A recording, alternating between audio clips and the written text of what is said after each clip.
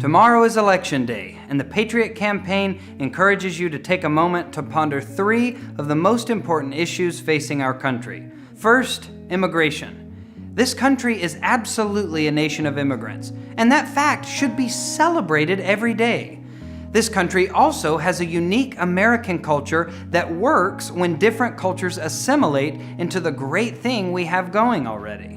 It does not make you a racist to want a secure border and ensure that those we bring in are helping America continue to thrive. It simply means you want to protect the American people from problems other countries are facing. Despite what you hear now, immigration was never designed as a policy intended to provide help to third world citizens. Call me heartless, but there is a reason why Ellis Island subjected immigrants to mental and physical exams prior to entry into the United States. Immigration should benefit the people of the home country, and while I absolutely agree it helps others escape damning circumstances, the responsibility of our government is to provide for the American people first.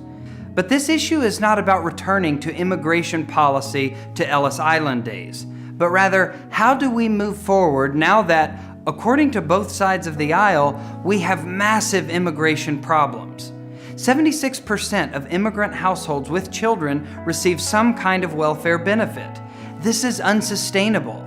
No one loves denying better opportunities to immigrants, but we can't keep up with our schools, our hospitals, our roads, and other forms of infrastructure if we are spending too much on welfare programs. Our urban school districts are crumbling largely because of the sheer size of these communities. So why should we ignore the Americans already here and take in record numbers of new students, further adding to the problem? This election presents a choice. The first, get a handle on immigration, stop illegal immigrants from violating our sovereign laws, and then we can move forward again. If this sounds like you, Trump is your man. Or if you don't see a problem, if you don't think that our deteriorating roads and failing schools are problems, which the Republicans and Democrats both agree are issues, then Mrs. Clinton is your gal. If our country is put through too much stress, eventually we will break and we won't be able to help those that move here. And the idea of the American dream could one day become a thing of the past. Second, the military. It should go without saying, the military is critical to maintaining our freedoms from the threat of foreign countries, many that openly proclaim their hatred for the United States. A strong and efficient military is paramount, and for this reason, I believe Mr. Trump would serve as a better commander-in-chief. The debate often takes root in spending. How much is an appropriate amount to spend on the military? It's a great question, but the answer is too complex to answer in a word or two. If there is fraud and waste in the military, then greater spending is ridiculous. But that doesn't mean we gut military spending completely. Many countries are spending record amounts on their militaries, and now is not the time to talk about shrinking ours. So instead of talking about less dollars or more dollars, why don't we talk about cleaning it up? Let's elect a commander-in-chief that will eliminate waste and fraud and still provide a military ready to handle any threat thrown at us. We've seen what typical politicians do when elected, and we see what happens because of it. Research Veterans Affairs and be ready to feel sick when you see how we treat our men and women who bravely fought for this country. Maybe a new model, a business model, can keep our military strong and our country safe. Finally, the Supreme Court. Mrs. Clinton wants to appoint justices that will not reverse marriage equality, that we not reverse Roe v. Wade, that we stand up against Citizens United. It doesn't sound like she wants a court to uphold the Constitution, but rather agree with her on these hot-button issues. Mr. Trump, on the other hand, says it's all about the Constitution and so important, the Constitution the way it was meant to be. A president's oath states preserve, protect, and defend the Constitution of the United States. Mrs. Clinton, by her own admission, doesn't wish to apply this paradigm to her Supreme Court picks.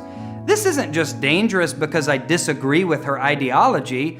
It's dangerous because if we appoint justices who will simply agree with the president, we are weakening the separation of powers provision of the Constitution. Imagine a president issuing an executive order.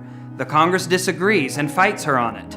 And the Supreme Court, because it is now controlled by the executive branch, upholds the executive action. This eliminates the need for a Congress. I implore each of you to talk about this with your friends and coworkers. Talk about how important it is to maintain a Supreme Court following the Constitution, not the president. But politics has no place at work. Well, conventional wisdom might say that, but I say we must get uncomfortable and talk about it now. Because if we don't protect the Constitution on November 8th, it might not be able to protect us November 9th. Patriots, the list goes on, and I'm probably not telling you anything you don't already know. That's why sharing this with your friends that are on the fence is so important. In 2013, Pew found that 47% of adults got their news from social media platforms. Today, it's estimated to be over 60%. We can't just agree with what we hear and move on. We must share knowledge with our fellow Americans on the other side of the aisle. It's not too late to make one last stand for the sovereignty of our nation and preservation of our liberty. At one point in our history, only 3% of our population supported the cause for liberty. Look at what those few accomplished. We have well over 3% today who believe in the cause, but we must communicate with others, not simply bash their ideas and insult their opinions. Change the hearts of men, and you can change the country. Now is our time to sound the gong of conservatism. Ronald Reagan summed it up perfectly. Roll it. And I hope we have once again reminded people that man is not free unless government is limited. There's a clear cause and effect here that is as neat and predictable as a law of physics. As government expands, liberty contracts.